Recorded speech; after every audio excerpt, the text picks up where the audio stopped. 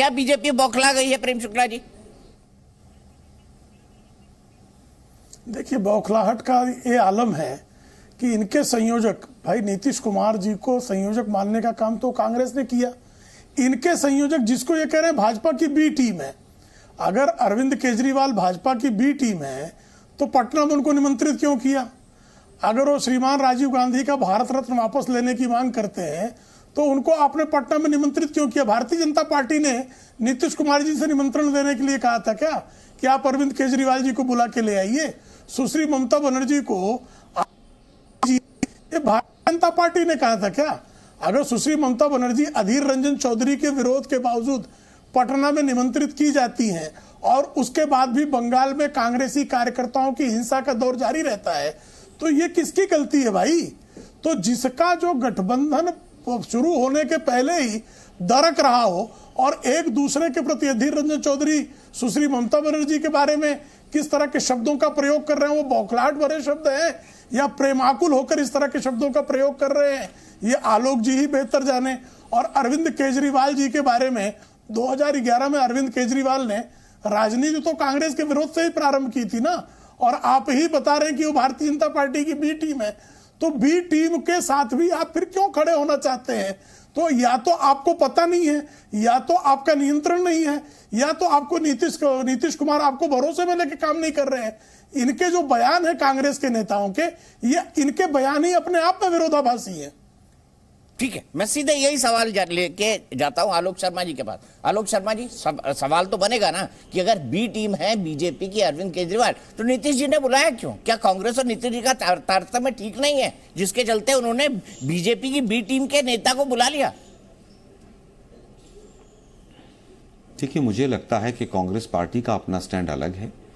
नीतीश कुमार जी ने बुलाया कि शायद वो कुछ चीज़ों को छोड़कर साथ मिलने का प्रयास करें, लेकिन इस मीटिंग के बाद भी मेरी अपनी पर्सनल रीडिंग ये है कि केजरीवाल जी अभी भी बीजेपी का साथ नहीं छोड़ना चाहते और अब विपक्षी घटक दलों को भी पता चल गया है और इसका नतीजा हो सकता है शिमला की मीटिंग में किसको बुलाया जाता है, किसको नहीं बुलाया जाता है, कौन आता है, कौन नहीं आता है, वो सामने नजर आएगा।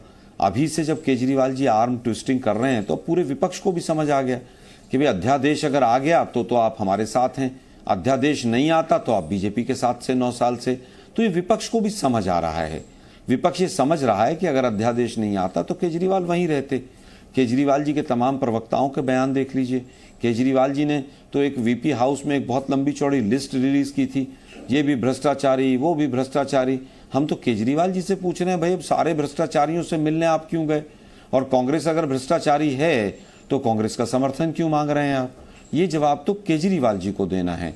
हमारा स्टैंड अभी तक भी क्लियर है, पहले भी क्लियर था कि केजरीवाल जी के साथ अभी तक हम साथ जाएंगे या नहीं जाएंगे, नकारात्मक या सकारात्मक, उसमें कहीं ना कहीं नकारात्मकता का हमारी पार्टी के वर्कर्स का पलड़ा भारी नजर आता है। फिर भी हाईकमान जो निर्णय लेगा, और नीतीश कुमार जी उसमें हैं संयोजक, नीतीश जी का सम्मान करते हैं और तमाम विपक्षी दल अगर साथ आएंगे तो उनकी भावनाओं का भी ख्याल किया जाएगा, लेकिन अभी कोई भी बात कहना जल्दबाजी होगी। ठीक है, आप कह रहे हैं जल्दबाजी होगा। मैंने अपने गेस्ट कोऑर्डिनेशन को बोला है कि भाई आम आदमी पार्टी के किसी प्रवक्ता को साथ जोड़ा जाए, क्योंकि आलोक जी गंभीर बातें कह रहे हैं आम आदमी पार्टी के लिए। खैर वो हो पाता है नहीं, मैं नहीं जानता। डीके दुबे जी के पास चलता हूं। डीके दुबे जी आरएसएस के विचारक हैं, एक लॉयर हैं और एक पॉलिटिकल वर्कर भी हैं। दुबे साहब, मैं आपसे समझना चाहूंगा, कह रही है कांग्रेस पार्टी की अरविंद केजरीवाल तो बीजेपी की बी टीम है। आपको लगता है अरविंद केजरीवाल बी टीम या ए टीम या सी टीम या डी टीम है बीजेपी की? देखिए, जहां तक मैं अरविंद केजरीवाल जी को समझ पाया और आम आदमी पार्टी को समझ पाया, वो किसी की टीम नहीं है, वो खुद में एक टीम है।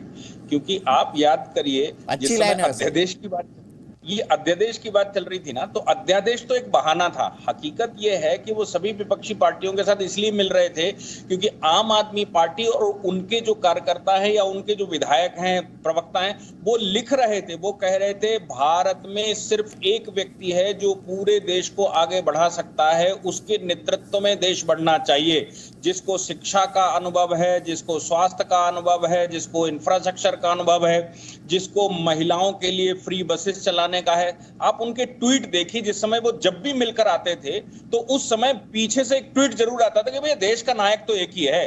तो हकीकत ये है कि वो जिससे भी मिल रहे थे उसको वो चौथी पास बता रहे थे और खुद को बता रहे थे मैं ही भैया नायक हूं और तुम कोई नहीं हो।